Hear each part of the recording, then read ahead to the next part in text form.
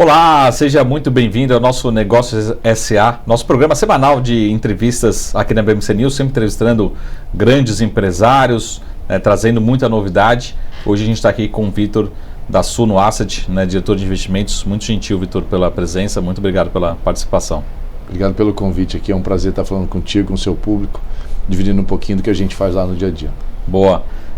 A gente já conhece muito bem a Suno, e também os seus fundos.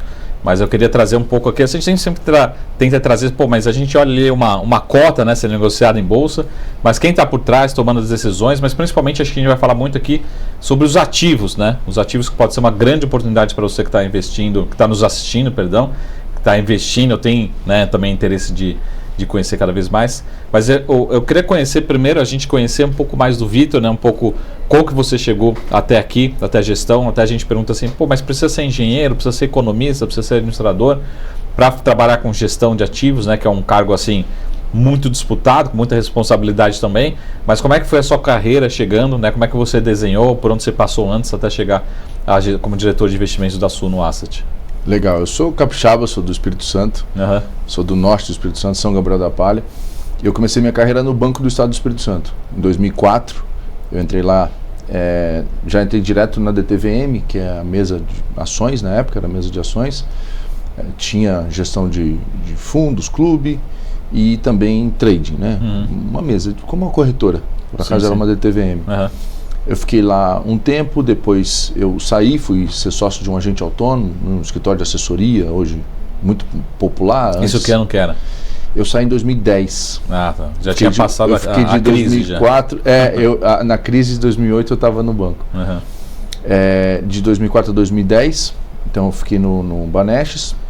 De 2010 a 2013, nesse agente autônomo. Em 2011 a CVM mudou a Instrução Normativa 497, mudou todo o business de agente autônomo, Antes não era exclusivo, hoje em dia o agente autônomo ou ele é XP, ou é BTG, ou ele é Safra, ou ele é Antes você podia ter vários, Mudou muito o modelo. Nesse momento a gente foi incorporado por uma corretora local lá de Vitória. Foi uma experiência grande, não pagaram a gente e tal, foi justiça. 10 anos depois a gente recebeu, mas foi uma experiência que deu bastante casca também. E em 2013 eu recebi o convite para voltar para a Banestes DTVM, na função lá de presidente, para tocar a DTVM. Então eu fiquei lá de 2013 até 2015 como presidente. Em 2015 a CVM mudou de novo, mudou um pouco e teve uma oportunidade de novo de mexer na minha carreira, quando eu me tornei gestor dos fundos de investimento do banco. Então deixei de ser o presidente da DTVM, passei a ser o diretor de gestão de recursos terceiros em 2015, por conta da 558, basicamente o administrador e o gestor não podiam ser a mesma pessoa. Lá no banco era uma cadeira só e teve que splitar, alguém precisava ser o administrador, alguém precisava ser o gestor, eu passei a ser o gestor dos portfólios. Tinha 1,8 bi sob gestão, uns 10 fundos, e eu fiquei lá até 2020. Entreguei com 5,9 bi de reais em 17 fundos, quando eu fui para a Suno para montar a gestora. Então, muita gente às vezes conhece a Suno pelas assinaturas, pelo conteúdo que é distribuído na internet. A Suno teve a ideia de ter uma gestora em 2020. Eu fui para lá no último trimestre de 2020, colocamos uma gestora de pé no finalzinho do ano. Em 2021 a gente começou a lançar fundos de ações, fundos imobiliários, depois da lei do FIAGRO, FIINFRA, e hoje a gente tem essa grade de produtos, fundos de ações, fundos imobiliários, FIAGROS e FIINFRA. Uma pergunta que eu não respondi, a formação, eu fiz economia, eu sou economista, fiz economia lá na Federal do Espírito Santo mesmo, mas no mercado financeiro no nosso time tem físico, tem psicólogo, tem engenheiro de produção, administrador, economista, sim. É o mais normal, Sim. Mas assim, fora desse óbvio, acho que psicólogo e físico, eu não estou lembrando de outras formações do nosso time, não. Lembrando que um dos lugares que eu já passei, tinha na equipe lá num banco, tinha um meteorologista, curiosidade, mas também envolve muita matemática, parece que não, mas... A turma de meteorologia gosto de operar bastante commodities, né? Se vai chover mais, se vai chover menos e tal, afeta muito o preço de grãos, afeta o preço de muita coisa, então talvez eles tenham uma vantagem comparativa à média para operar commodities. Sim. E aí, contando um pouco da Suno, né? Assim, vocês são muito conhecidos e reconhecidos, principalmente na parte que a gente chama de fundos imobiliários, né? Enfim, ligados direto e indiretamente a esse mercado, né? Fala um pouco para a gente assim, quais são os maiores, os mais conhecidos, né? Para quem não conhece ainda, um pouco dessa evolução, né? Que a gente sabe que hoje é uma das maiores gestoras, principalmente nesse mercado, mas também é uma história que está em construção, né? Em relação à gestora. Né? Isso, a gente, como eu disse, a gente começou a lançar fundos em 2021, começamos lá com nossos 400 milhões, depois foi para 1 bi 200, 1,5, 1,800.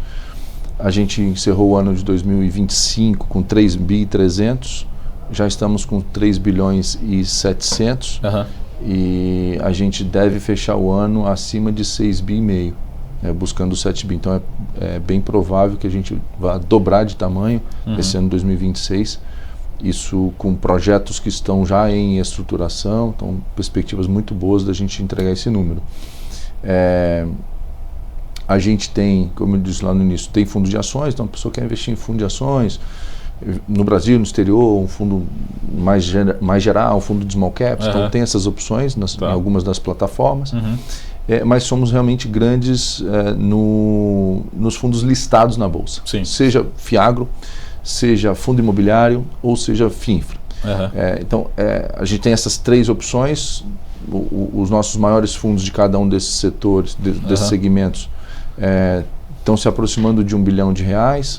Então, nosso Fiagro está no meio de uma oferta pública e com ancoragem, com o que o varejo vem demandando até agora, deve se aproximar aí da escala de R$1 bilhão. Temos o SNEL, que é um fundo imobiliário, mas ele tem toda uma complexidade de infraestrutura, que é o Suno Energias Limpas. Ele está com 950 milhões de tamanho também, arredondando aqui um bi de reais. E os fundos imobiliários, que já algumas assembleias já foram passadas, aprovadas, e caminhando como planejado, ele deve ultrapassar também R$1 bilhão. São fundos que estão disponíveis para o investidor de maneira geral, tanto para o grande investidor, nós temos no nosso passivo grandes investidores, investidores institucionais, investidores pessoas físicas de grande porte, e tem uma infinidade de pessoas físicas que estão começando a investir, que compram uma cota, 2, 10, que compram R$1.000, que compram um pouquinho, que vai montando a sua poupança.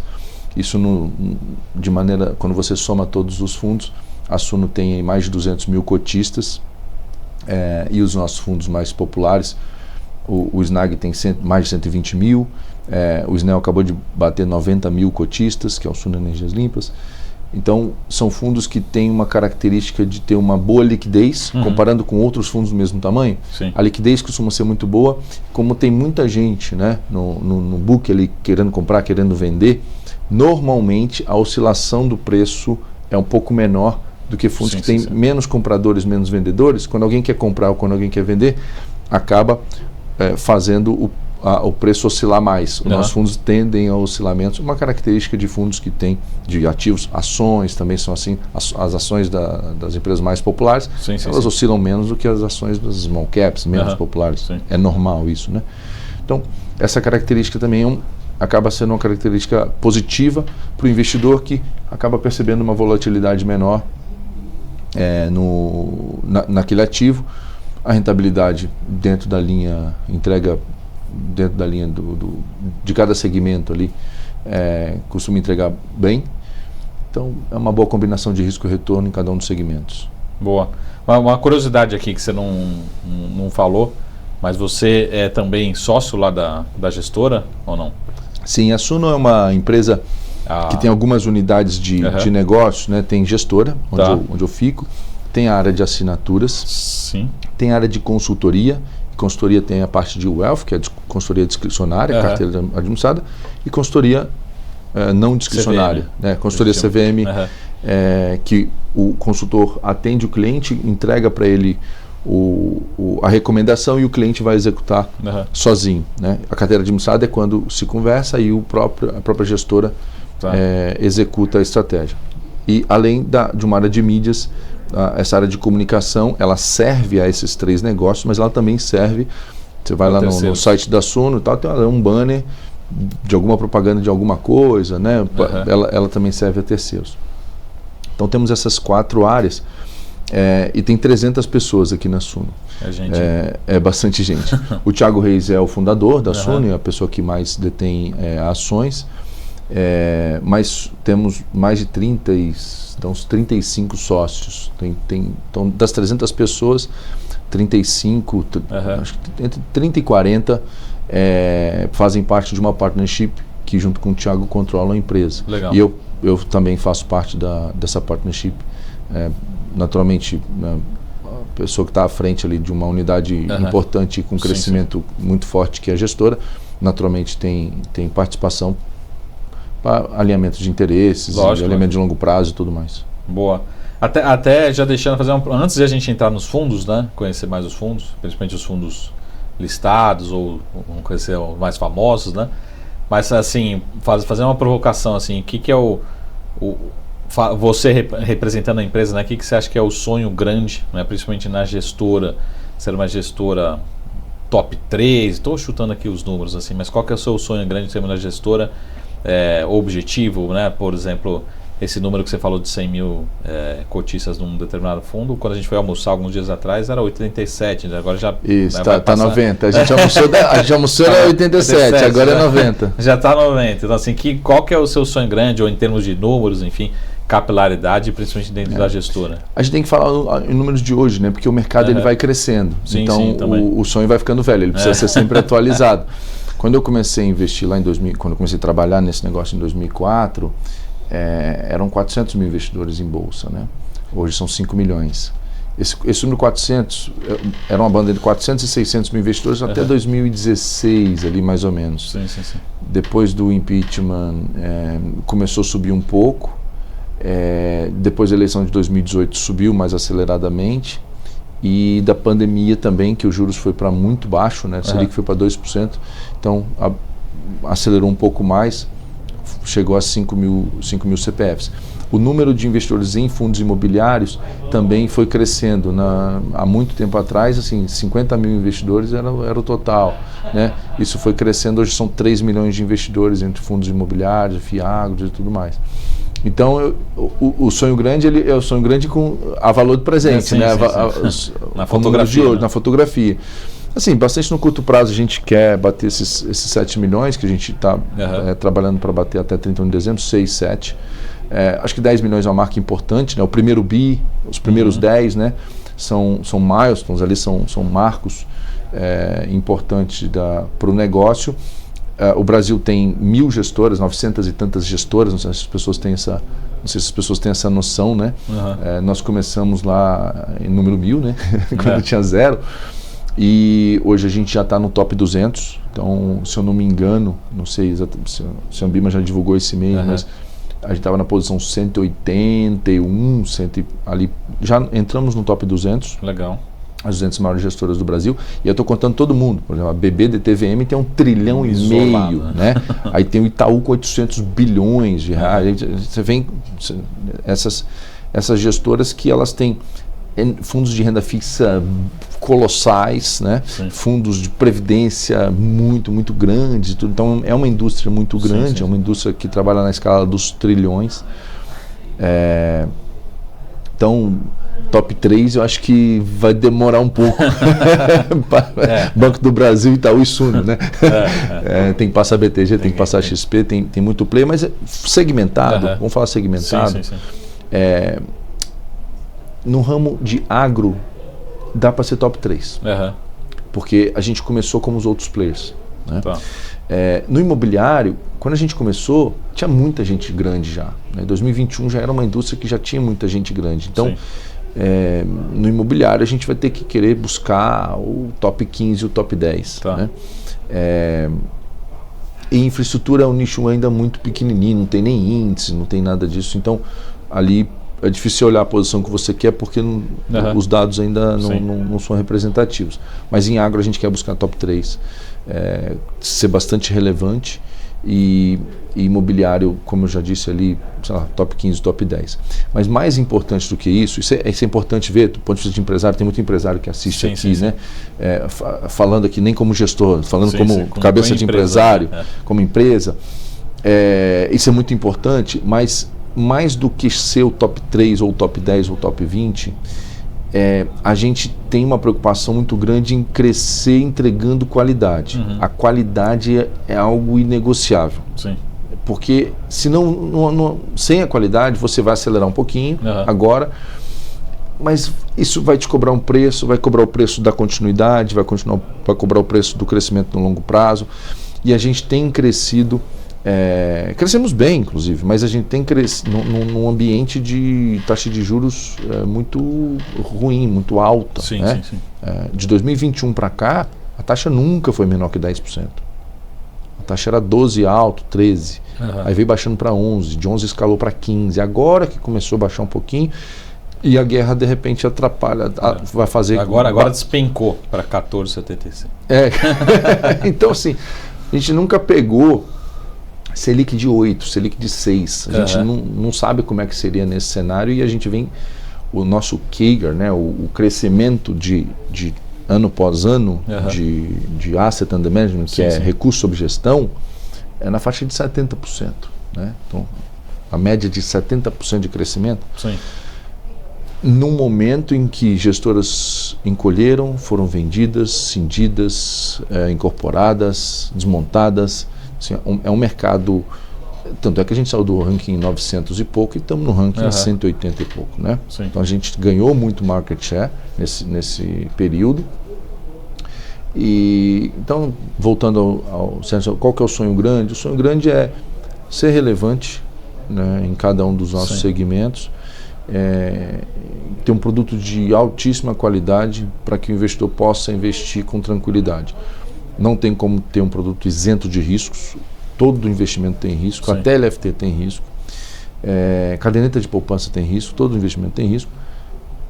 Então, ter um risco compatível com aquele segmento, uma rentabilidade adequada, um produto de qualidade. Esse é o nosso sonho grande. Boa, excelente.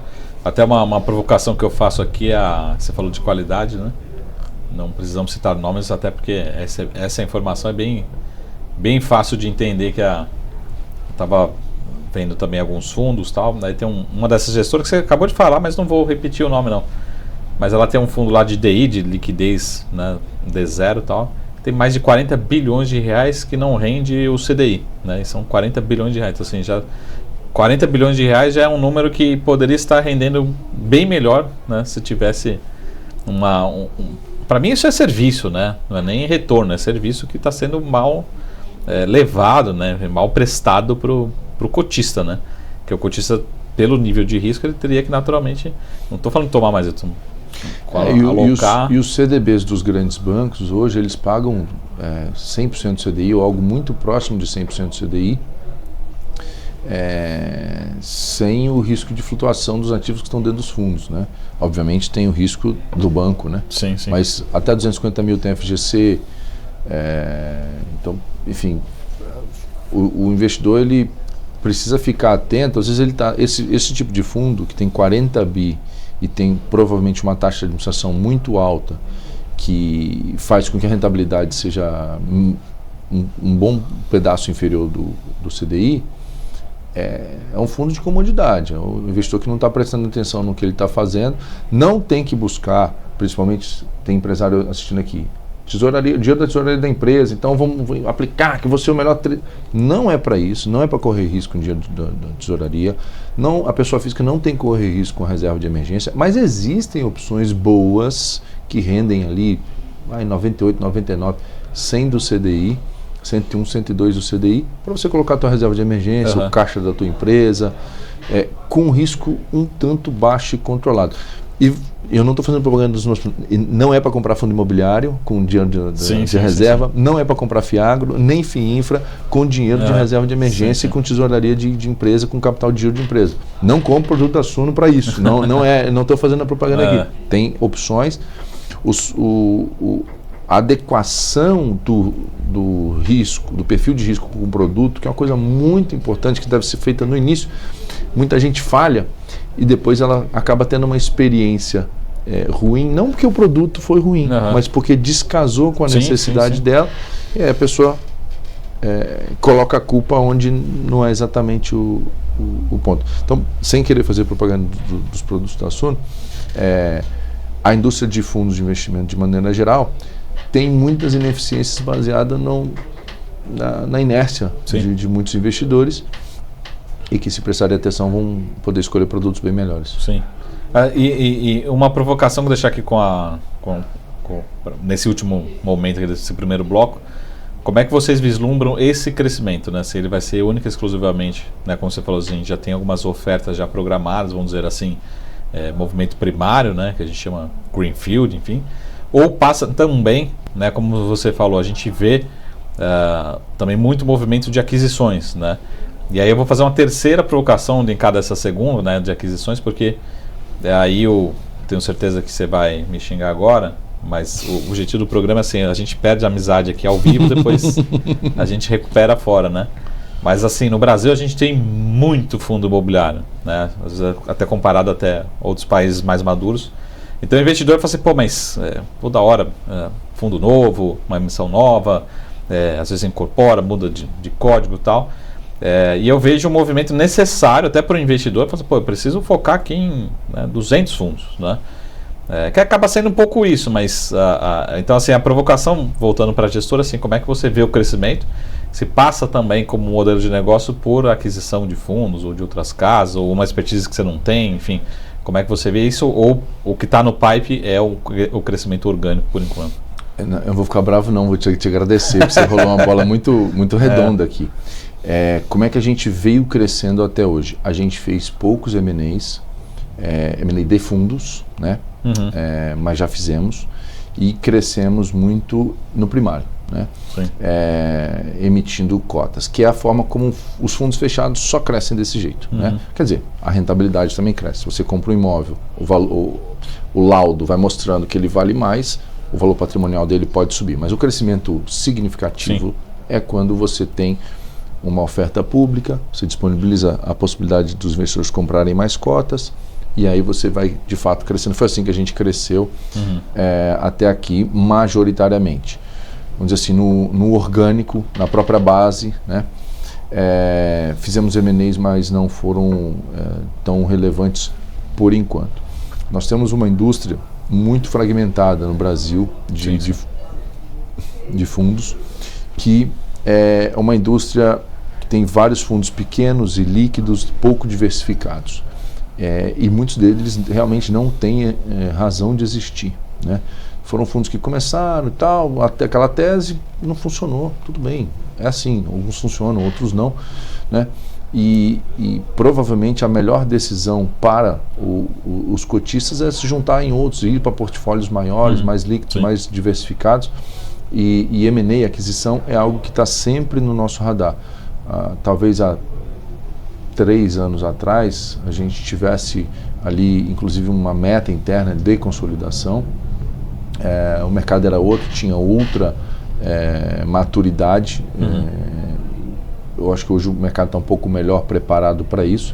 Os nossos fundos também estão maiores, estão mais líquidos, estão em melhor posição de consolidação hoje. Os fundos imobiliários, né, a vertical de fundos imobiliários, se você olhar hoje, a gente tem 3 fundos imobiliários lá listados: um fundo de crédito, um fundo de fundos e um fundo multi-estratégia. Então, a consolidação já começa dentro de casa. Os cotistas, eles já aprovaram numa assembleia a junção do fundo de fundos com multi-estratégia, e tem um fundo de uma outra gestora que a gente já comprou, né? Precisa obviamente confirmar em assembleia desse outro fundo.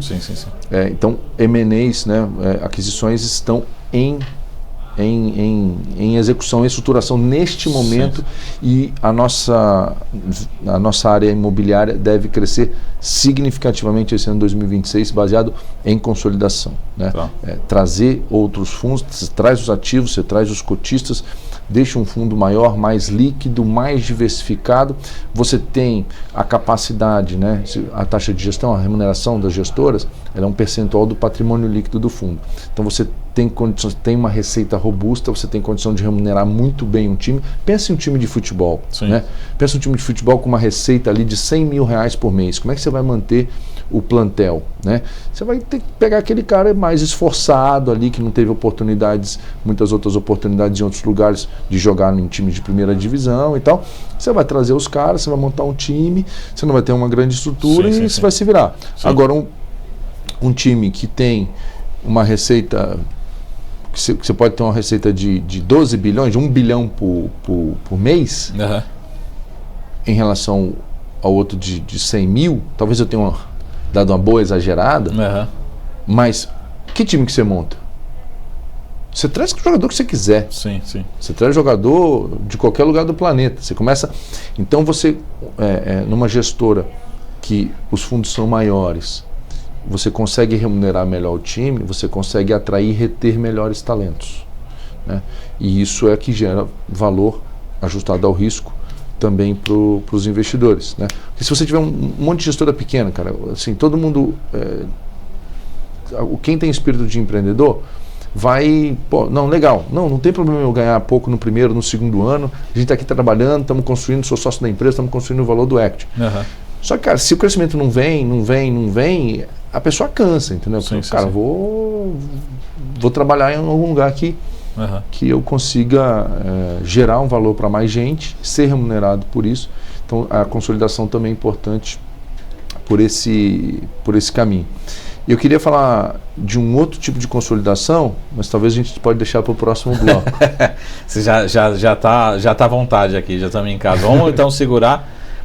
E também no próximo bloco eu queria falar um pouquinho mais sobre os ativos, principalmente para os empreendedores que estão nos escutando, conhecer não só como investidor, mas também como, vamos dizer assim, originador, né, trazer esse upside tributário aqui que a gente vai falar. É desse ponto que eu queria falar com você, é essa consolidação considerando ativos reais.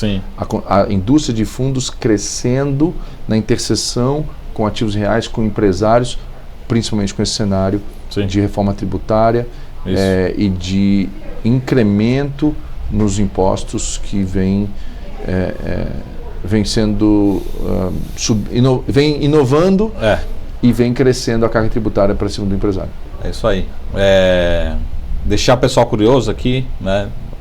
Mandar um abraço para o ministro Haddad, que está nos fazendo pensar criativos, né?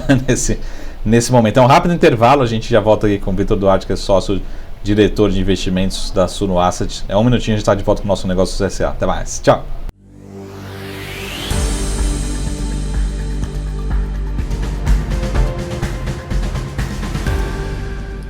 Olá, seja muito bem-vindo de volta ao nosso Negócios SA, nosso programa de entrevista semanal aqui na BMC News. Sempre comigo o Marcos Saravalli ou o Gustavo Araújo também. Agora esse ano a gente está revisando aqui nas entrevistas, sempre a gente está trazendo grandes empresários, tá? Falando sobre investimentos, negócios, né? E aqui a Suno, né? Embora seja uma máxima gestor que você pode também investir nos fundos, mas também é uma empresa como o Vitor é um dos sócios, né? E aí eu queria falar aqui, a gente deixou no ar, no último bloco, que acho que é uma curiosidade, que de fato, né, a gente tem várias... E o pessoal fala de jabuticaba, mas o Brasil não tem uma jabuticaba, né? Tem várias, né? Começam a surgir várias particularidades, aí várias exceções acabam virando a regra, né? Então, eu queria que você contasse um pouco de tudo que está acontecendo, né? Não só para o investidor, para o cotista vai comprar cota lá, investir na cota na B3, mas para quem é investidor do setor de agro, de usina, né? Solar, enfim, como isso tem afetado. Porque acho que uma das grandes mudanças que a gente sentiu no bolso esse ano 2026 é a famosa distribuição de dividendos, né? E por outro lado, a gente tem lá os fundos imobiliários, talvez não seja sendo o único, mas um dos principais substitutos, né, nessa origem para tentar otimizar essa estrutura tributária. Enfim, acho que a gente tem muito assunto aqui para falar, né? E a curiosidade é justamente isso, assim, o que a reforma tributária tem a ver com fundos imobiliários? É agora que o Vitor vai responder para a gente aqui como que elas se conversam e como que dá para você em algum momento otimizar, né, essas duas, porque acho que a grande pergunta ali em 31 de dezembro não era onde você vai passar o ano novo, né? Tipo assim, o que você vai fazer para receber dividendo a partir de 2026, né? E esse é o motivo pelo qual que eu acredito que a indústria de fundos imobiliários vai poder crescer e consolidar muitos dos ativos que estão fora do mundo de ativos listados, né? São ativos reais, são galpões, são prédios como esse que a gente está agora, né? São usinas solares, são fazendas, né? São shoppings, são imóveis que hoje estão numa estrutura tributada, estrutura essa que vem sendo cada vez mais tributada, né? A reforma tributária foi aprovada, foi sancionada, a partir de 2027 começa crescer um pouquinho do imposto ali, por exemplo, em empresas patrimonialistas, empresas que têm imóveis, por exemplo, que hoje pagam, grosso modo, lucro presumido, 14,65% de imposto sobre a receita, aquelas que são lucro presumido, e a maioria isso vai começar a crescer um pouquinho a cada ano, né? Em 10 anos vai chegar ali próximo de 28%. Então, de 14 para 28 faz uma diferença grande, mas isso ainda vai levar um tempo. O que já está valendo, começou em janeiro, é a tributação sobre os dividendos. Então, uma empresa que tem uma margem elevada, né, você constrói um imóvel e recebe um aluguel, você não tem custos para manter o aluguel. Os custos são menores, é o custo de capital, o custo de você ter feito ali aquela obra toda, ou ter comprado aquele imóvel todo pronto. Então a margem, que é receita menos custo da mercadoria vendida, né, ela é muito alta. Né? Imagina que uma margem de 80% nesse negócio de aluguel. Então recebeu R$100, você já pagou R$14,65 de imposto na receita, né? PIS, COFINS, imposto de renda e contribuição social sobre lucro líquido, ali resumidos, dá os 14,65. Sobraram quase 80 e poucos por cento, você teve um custozinho aqui a colar, você distribuiu R$8, você distribuiu R$80 de dividendo, 10% dos 80, R$8 foram tributados, né? R$8 precisam ser recolhidos, se for mais de 50 mil no mês, na fonte. Mesmo que não seja na fonte, no final do ano, no ajuste, né, passou de R$600 mil, vai ser tributado, vão ser tributados esses R$8 no meu exemplo aqui de uma receita de R$100. Então, 14,5 com 8, 22,5 sobre 100, né, 22,5% de tributação em cima da receita. Isso agora, não estou falando de 10 anos, isso hoje já está valendo essa regra. E fundos imobiliários, FIAGROS, FIINFRAs, eles permaneceram isentos, os seus rendimentos permaneceram isentos. Esses fundos, eles têm uma importância muito grande para investir onde está faltando saneamento, infraestrutura de maneira geral, funding para o agro, né? E o Brasil tem um Congresso que entende algumas necessidades, né? Pode criticar aqui e acolá, poderia ser melhor, poderia fazer isso, poderia fazer aquilo, mas para algumas questões mais importantes costuma funcionar. E tem a Frente Parlamentar do Agro, né, que defende bastante o setor, que é o que carrega o país nas costas. Né? Se você olhar o crescimento do agro versus o crescimento dos outros setores, o PIB cresce 2, o agro cresce 11. Se não fosse o agro, a gente ia estar em depressão. Então, é justo que a FPA defenda, e a FPA é muito forte, muito responsável, muito alinhada com os interesses do agro, que são os interesses do Brasil. E nessa reforma, os fundos foram mantidos isentos, né? Os rendimentos dos fundos foram mantidos isentos de imposto de renda, não são tributados em 10% como os rendimentos dos dividendos das empresas. Então, agora, ainda mais, o diferencial de você ter um imóvel numa holding, numa empresa, não, uma holding imobiliária, ou você vender esse galpão, esse prédio, esse imóvel, essa usina solar, né? E falar assim, pô, mas eu não quero vender, é um ativo bom. Não, vende e compra a cota do fundo imobiliário e passa a receber o rendimento isento de imposto de renda. Né? Tá. Você não pode aportar num próprio fundo, quer dizer, até pode, mas se você aportar no próprio fundo, você não vai ter isenção, porque para ser isento de imposto de renda tem que ser um fundo de investimento mesmo, não pode ser um fundo, uma holding travestida de fundo. Existem algumas regras, tem que ter mais de 100 cotistas, isso não é muito difícil. Tem que ser listado em bolsa, também não é muito difícil. Cada um não pode ter mais do que 10%, quem tem mais de 10% é tributado, aqui já começa a complicar um pouquinho, mas um cara de família grande espalha na família dele. O grupo familiar não pode ter mais de 30% do fundo. Então, é aí que entram os grandes fundos imobiliários que podem, de fato, comprar esses grandes ativos das famílias, entregar cotas e ser de verdade, não uma simulação, ser de verdade uma troca ali daquele portfólio por um portfólio ainda maior, liquidez real na bolsa. O fundo não é daquela família, é um fundo de vários e vários investidores, de 100 mil, de 200 mil, de 1 milhão de investidores. Tem o fundo mais popular da bolsa hoje, tem 1.400.000 investidores. Talvez eu errei na vírgula aqui, mas 1 milhão tem. Tem mais de 1 milhão de investidores, o fundo mais popular, e tem vários fundos aí crescendo e se aproximando de marcas de número de investidores muito grande. Então, não é um planejamento de uma família ou de duas. Sim. De fato, é uma indústria que vem consolidando também ativos. E se você, por exemplo, tem um ativo, nós lá na Suno, a gente tem feito bastante isso com o nosso fundo de energia limpa. Né? Tem o SNEL, que é o Suno Energias Limpas, SNL11. A gente começou com 50 milhões, cresceu para 140, cresceu para 330 e agora crescemos para 950 milhões em dezembro.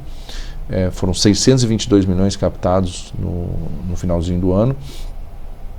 E a gente, esse ano de 2026, estamos sendo muito procurados, né, por pessoas, por empresas, por empresários que têm usinas solares e que já entenderam que, poxa, para ter uma usina em um local, é melhor vender essa usina para o fundo, ter cota do fundo, e eu vou ter 40, 50, 100 usinas em 11, 12, 15 estados e com liquidez em bolsa. Né? O fundo tem negociado 3, 4 milhões de reais por dia. Então, se você tem uma usina solar, por exemplo, de pelo menos 2,5 MW, nós somos uma excelente opção para comprar a sua usina e você investir nas nossas cotas. Sim. Tem muita gente que fala assim, poxa, mas agora não está bom para vender usina, não, está barato. Eu concordo, está bom de comprar. Mas quando você vende a usina e compra as cotas, economicamente você não saiu do negócio. Você fez basicamente uma integralização. É como se você juntasse a empresa A com a empresa B, né? Ninguém vendeu a empresa, só agora fazem parte de um... Eu vou aproveitar já ao vivo aqui fazer uma consultoria, mas como que contabilmente, financeiramente, se você puder pegar um caso de uma usina, dela ser incorporada e para o dono desse ativo investidor transformar isso em cotas, né? Ele está de fato vendendo isso? Juridicamente, contabilmente, é uma venda. Então o fundo assina um SPA, um contrato de compra e venda dessa usina. Então a gente compra ela efetivamente. E ele assina um boletim de subscrição, que é o documento em que ele subscreve cotas do fundo, em que ele se obriga a comprar cotas do fundo e eu me obrigo a comprar a usina dele. São dois documentos que eles vão juntos, mas eles são dois documentos apartados. Sim. E aí a gente marca a data de liquidação desse negócio no mesmo dia. Então, você tem que me pagar 10 milhões nesse dia, eu tenho que te pagar 10 milhões nesse dia, e normalmente faz por compensação de crédito. Eu não preciso fazer um PIX de 10 milhões, preciso fazer um PIX de 10 milhões de volta. Né? Não faz muito sentido isso. Só quando é a sua empresa vendendo e você na física comprando, aí o PIX tem que ir transitando de conta em conta. Mas, resumindo, a gente compra a usina, e às vezes a pessoa investe mais em cotas do que a gente está comprando, às vezes investe menos. Ela recebe um pedaço em dinheiro, por algum motivo ela está precisando de dinheiro para alguma coisa, então uma parte vai em dinheiro, mas majoritariamente ele investe o dinheiro de volta em cotas. Vou fazer uma pergunta aqui pro varejo, né, que a gente chama, o tipo de pergunta. Se for transformar isso em recurso financeiro, né? Você consegue calcular, por exemplo, a usina está me dando aqui por mês um X reais, 10 mil reais, 100 mil reais, né? Ótimo. O quanto que nessa nova estrutura ele vai conseguir economizar e acabar gerando uma renda adicional? 5 mil, 10 mil? Qual que é o... Tá, eu vou falar, por exemplo, se você falou em percentual lá atrás, agora não. Eu vou falar em dinheiro aqui e também em percentual. Imagina que você tem uma usina hoje que valha 8 milhões e meio de reais. Tá. É uma usina de 1,5 mega, 1,7, uma usina de quase 2 mega.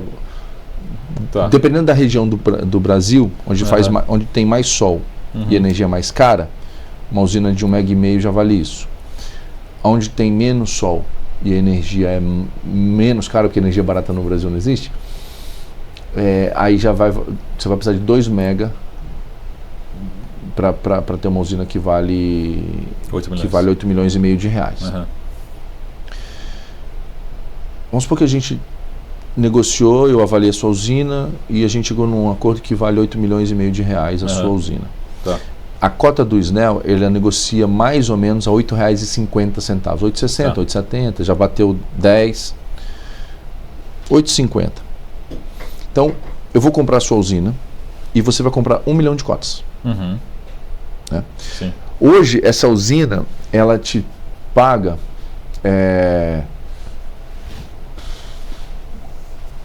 uns 100 mil reais por mês, tá? Acho que é isso, 100 mil reais por mês. Só que tira imposto, não sei o que. Faturamento. Deve sobrar para o investidor aí, para o dono da usina, 90, 95. Fatura um pouco mais de 100. Ele tem que pagar a operação e manutenção, ele tem que pagar a segurança, ele tem que pagar os impostos, e agora imposto sobre dividendo. Então vai sobrar para ele menos de 100 mil reais por mês. Se ele vende a usina para o fundo, como o fundo não paga o imposto e a gente tem uma eficiência, a gente tem escala, a gente tem uma condição de eficiência melhor do que um dono de uma usina sozinho, a gente vai conseguir faturar mais de 100 mil reais por mês, vai sobrar para o fundo mais de 100 mil reais por mês. E o SNEL tem distribuído 10 centavos por cota por mês, desde novembro de 2023. Então, vai pingar limpo na conta dele 100 mil reais por mês, isento de IR, com liquidez e com diversificação e sem dor de cabeça. E dor de cabeça de vez em quando dá, tá? Sim. A usina cai, a rede tem algum problema, ele derruba algumas usinas e aí a usina, o ligamento automático às vezes não acontece, tem que alguém lá levantar o botãozinho de volta para reconectar a usina na rede. Nesse período ela ficou sem faturar, ela ficou sem injetar energia na rede, ficou sem contar, ela não vai faturar. Sim. Então, de vez em quando rouba cabo. O Brasil tem cabo de cobre. Esses cracudinhos nóia aí adora. E não só o cracudinho, tem os caras profissionais que roubam esse negócio. Então, vez ou outra tem um sinistro. Então, você tem que cuidar do OIM, você tem que manter o mato baixo, você tem que lavar a placa. Então, além de deixar da dor de cabeça de lado, passa a receber o dividendo um pouco maior e isento de imposto de renda. Então, essa combinação é uma combinação que tem encorajado muito essas pessoas que tinham usina a vender essas usinas para a gente, mas só que está num momento em que a usina está barata, ela está bom de comprar. O cara fala, então não está bom de vender. Não está bom de vender, mas se você vende a usina, compra a cota, e as usinas de fato se valorizam com o tempo, e acho que temos motivos para acreditar, podemos entrar nos detalhes aqui do porquê, a cota vai subir junto. Porque se a usina que está lá dentro vale mais, se a receita que está sendo gerada ali, se esses 10 centavos sobem para 10 centavos e meio, sobem para 11 centavos, para 12 centavos, talvez a pessoa pensando em centavo é muito pouco, meio centavo. Mas pensa que 100 mil pode ser 105 mil, 110 mil, 120 mil mês. Então o ativo gerando mais fluxo de caixa para o cotista, ele passa a ser mais demandado. Né? Sem dizer que a taxa de juros devagarzinho começou a cair, mas começou. Sim. Né? A depender do preço de petróleo, a taxa de juros pode cair um pouco mais, caminhar ali para os 12, aí começa a discussão de economista, 12,75, 12, 12,5, 11, né? Mas deve cair. A taxa real de juros, que é a NTNB+, que está na faixa do 7, depende do vencimento, mas está na faixa do 7 alto, 7 alguma coisa, mais para 8 do que para 7, também deve cair. E esse fundo, quem está comprando esse fundo hoje, está carregando 14%, 15% mais inflação energética, que nos últimos 10 anos foi maior que o IPCA. Tá. Então é mais do que 15% mais IPCA, o que é muito. As taxas de juros caindo, essa diferença vai ficar muito maior. Então é possível, né, que a demanda pelas cotas cresça e o fundo se aprecie, né, a cota suba. Acho que essa é uma oportunidade, né, de você travar hoje por 25 anos um ganho de 14% ao ano, num cenário que está pintando numa taxa de juros menor lá na frente. Boa, excelente. O Vitor, cara, o papo passa muito rápido, já está chegando à final, e aí eu queria fazer, primeiro, duas provocações, primeiro um pedido, né, deixa aqui para as câmeras os seus contatos, né, da Suno, para acompanhar relatórios, né, o contato do Danilo aqui do time de RI, que sempre nos atende super bem, para receber os formulários, as informações, os comunicados, os dividendos também. Então deixa aqui na câmera como acompanhar, seguir, né, redes sociais, antes da gente esqueça aí, de deixar o contato para todo mundo. Legal, vou dar os principais contatos aqui no Instagram, @SunoAsset, né? Tudo também, junto. Tudo junto. Também tem o @Vitor Lopes Duarte, também tudo junto. Então esses são os canais no Instagram que a gente costuma ser bastante dinâmico. No YouTube tem o canal também da Suno Asset, né, que ali são os conteúdos maiores. E tem o clássico e-mail, né, ri.asset@suno.com.br. E aí você vai falar com o Danilo para poder esclarecer tudo mais. Soltamos relatórios gerenciais de todos os fundos todos os meses. Fazemos uma live por fundo por mês. Então tem bastante conteúdo para a pessoa poder entender como funciona cada produto e tomar uma decisão de investimento com informação de qualidade, né? A pessoa tem que... Eu costumo dizer o seguinte: se você ainda não entendeu, não investe. Espera, deixa o dinheiro no CDI. Sim. Espera mais um pouquinho, mês que vem você tem que entender para poder investir. Sim. Comprar sem saber o que está fazendo costuma ser uma receita para frustração lá na frente. Então, busque o máximo de informação possível.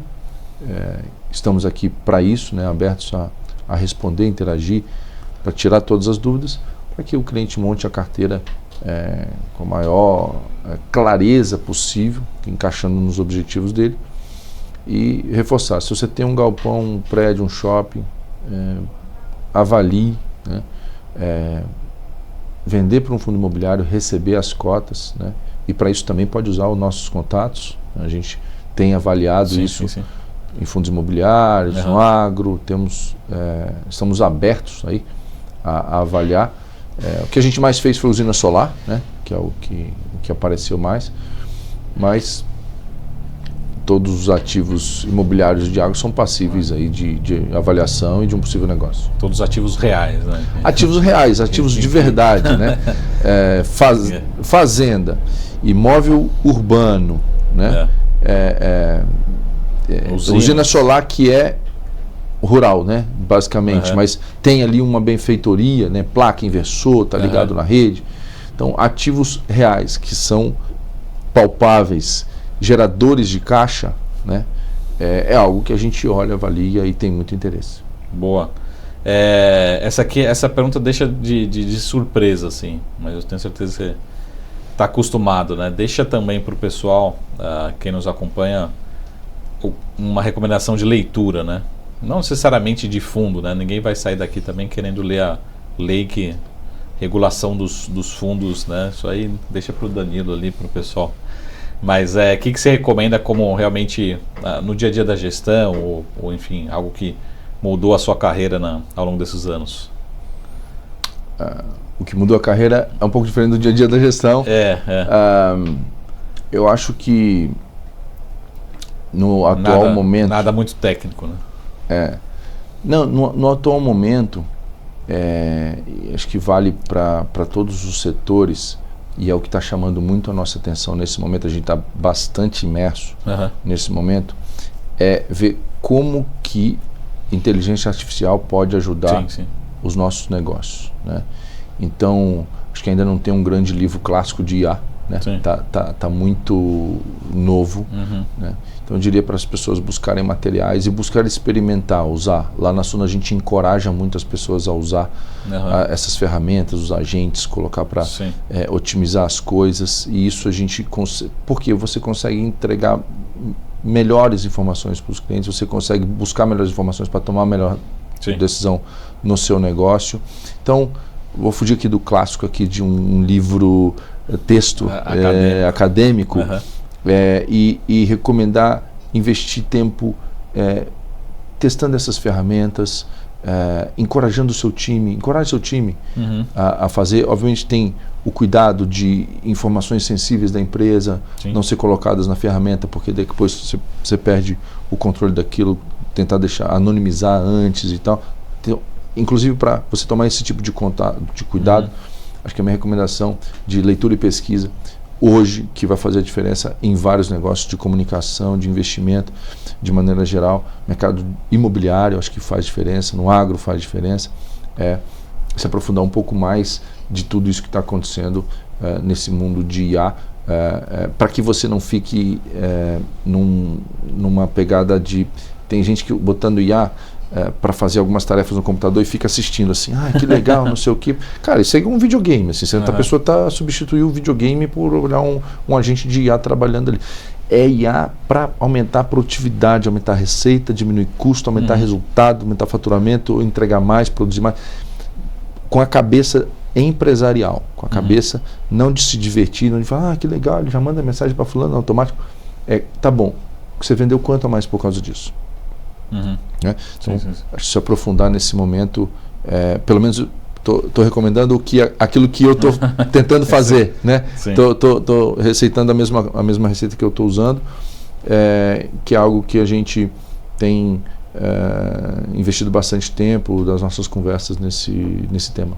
Boa, excelente. Ô Vitor, uma última recado aqui, assim, bem direto para a audiência, né? Aqui é aquele bem jabá, não da gestora nem do Vitor, mas em termos de alocação ou de geração de negócio. Eu vou fazer uma provocação paralela, pode ser que seja muito ruim, mas eu acompanho muito a Bolsa, né? E a gente, todos esses desafios, juros altos, né? Empresa pedindo recuperação judicial, guerra no Oriente Médio, enfim, a gente vê a Bolsa batendo recorde. Então, assim, quem sabe também tomar risco, né? Tá no dia a dia. Então, por que... vamos pegar assim, então, de novo, a Suno Asset tem vários fundos, vários produtos, mas focando principalmente em fundos imobiliários. Por que você acha que esse momento pode ser um dos melhores momentos para investir, né? Seja um investidor em cota, seja quem vai trocar ativos com fundo, enfim, como que você vê? Porque assim, também, vou fazer a última provocação aqui, depois eu vou sumir, né? Senão preciso sair correndo que o Vitor, ele é alto, né? Ele tem uma perna mais comprida que a minha. Mas pela ambição também das captações, né? Depende, lógico, da gestão, depende dos fundos, mas também depende do outro lado que a gente chama do passivo, né? Do passivo tem o interesse também de querer alocar, né? Então vocês também provavelmente estão vendo que esse é um bom momento para ir para a rua para fazer essas captações, né?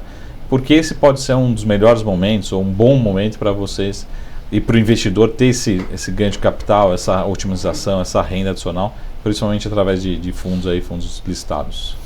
Tentando falar de forma mais simples possível, hoje você consegue comprar bons imóveis através de fundos imobiliários que têm esses bons imóveis, usinas solares, com rentabilidade de 10%, 11%, 14% ao ano, mais inflação. Isso não é pouco. Isso não é pouco.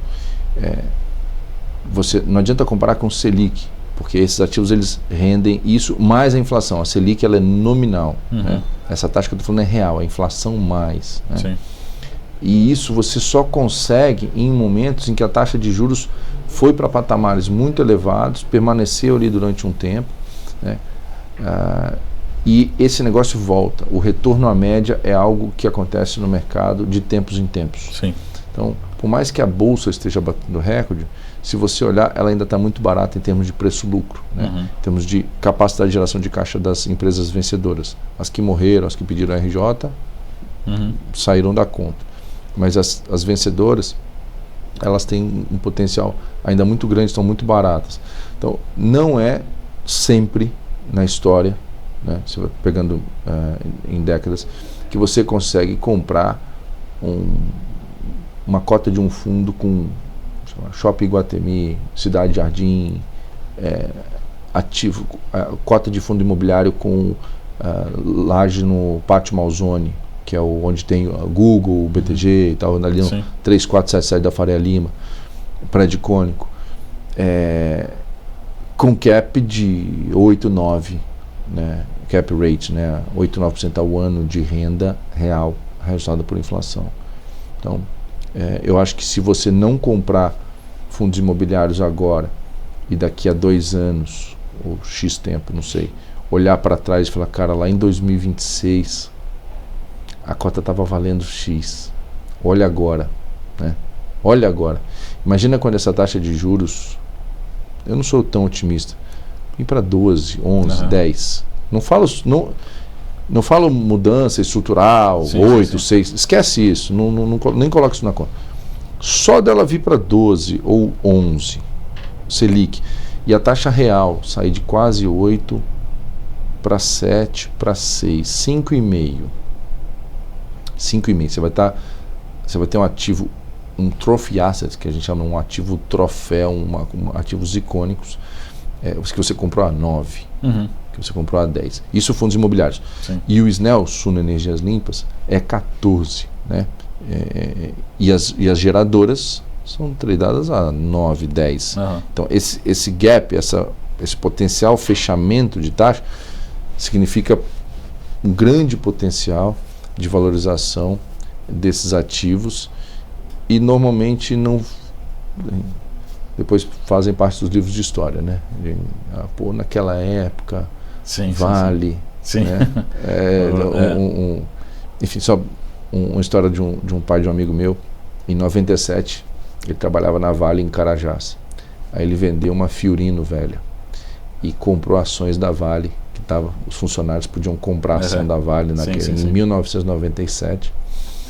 E aí não demorou tanto tempo, 2004, 2007 talvez, esse meu amigo falou comigo, Vitor, a Fiorino velha do meu pai virou 2 Nissan Frontier, que na época era a caminhonete assim, que legal, bacana da época. Ele vendeu metade das ações e comprou uma caminhonete. E a outra metade ainda continua lá. Então acho que essa Frontier de 2005, 6, 7 hoje deve ter virado algumas caminhonetes RAM, ou sei lá qual que é a caminhonete mais desejada hoje. Talvez seja uma RAM. Então é quando você olha para trás e conta essas histórias. Nossa, a Fiorino velha, tal. Então eu acho que hoje, se você vender uma Fiorino velha e comprar um lote de fundos imobiliários e algumas ações, talvez daqui 10 anos, lá em 2036, vai render uma boa história para contar para uns amigos. Com certeza. Mas eu não quero marcar a próxima reunião aqui, no próximo encontro em 2036, não. Eu quero marcar um encontro antes depois do sucesso, talvez depois desse crescimento aí. Mas, Vitor, muito obrigado pelo papo, muito gentil. Vamos acompanhar de perto, né? A casa é sempre de vocês. Agradecer também o Danilo, que sempre nos atende muito bem, né? Busquem aí os canais oficiais também da Suno Asset, né? E a casa está sempre aberta aí para vocês. Obrigado, Marcos, obrigado a BMC News aqui pelo espaço e parabéns por esse programa que muita gente qualificada acompanha. Boa, é isso aí. Obrigado, pessoal, obrigado ao time aqui da Suno Asset, o Vitor Duarte, que é diretor de investimentos, sócio também, um dos fundadores da Suno Asset. Lembre-se sempre de seguir aí os canais oficiais da Suno. E a gente está sempre por aqui trazendo grandes nomes, né, para você entender tudo o que está acontecendo no mundo do empreendedorismo e investimentos no país. Tenha um ótimo final de semana. A gente se vê em breve. Até mais. Tchau!